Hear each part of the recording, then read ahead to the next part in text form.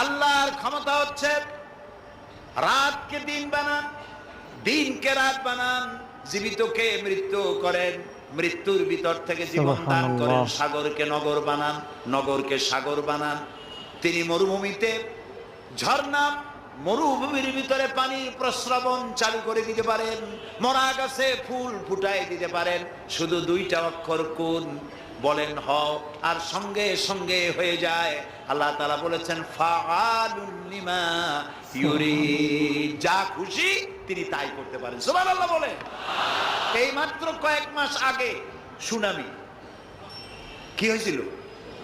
এইটা যদি হয় সুনামি, তাহলে কুনামি কি আল্লাহ জানে।